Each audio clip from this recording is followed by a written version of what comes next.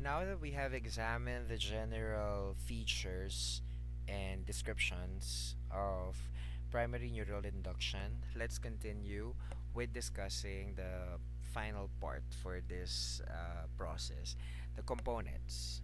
We've already mentioned a lot of times the first component, which is the inductive signal.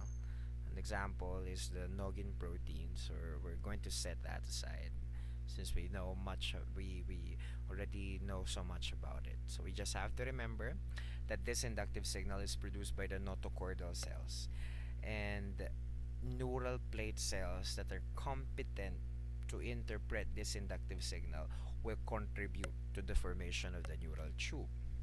So if the neural plate cell is not competent to interpret it, then it's not destined to become neural tube cell, to become uh, spinal cord or brain cell. So, second important component to induction is the acquisition of competence in the dorsal ectoderm, and three factors are important for this process to happen. First one is the increase in the activity of an enzyme known as protein kinase C alpha. So in competent dorsal ectoderm, it's been quantified and observed that the enzyme is expressed and is expressed in high rates, and the activity of the enzyme is manifested in competent dorsal ectoderm. Another factor that contributes to the acquisition of competence is planar induction and vertical induction.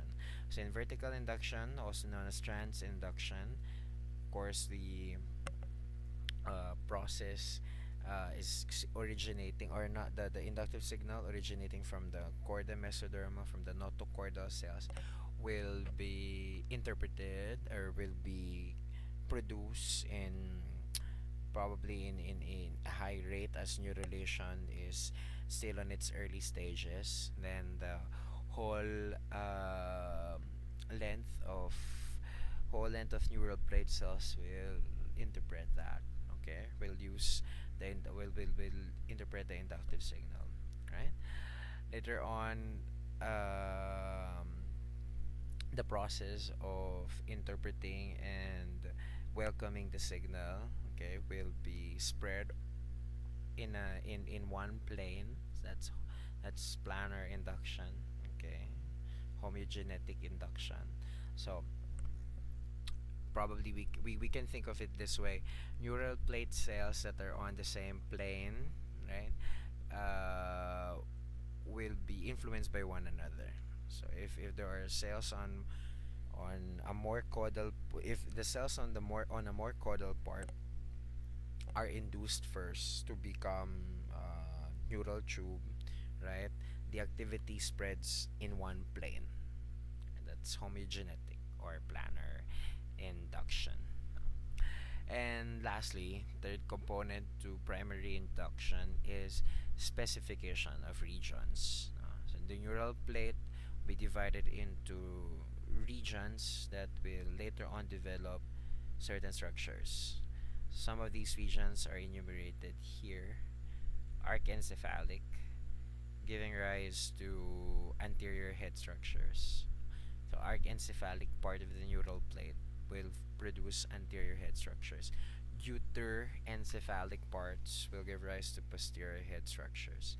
Spinocaudal part will give rise to trunk and tails, and in some other specifications, like say a portion of the liver, portion of the gallbladder. Okay, um, neural plate that or yeah, the neural plate, neural tube that is within that level will of course give rise to such, or not give rise, but um, we expect that different tissues will, or the tissues corresponding to its level will develop on its level or near to its level.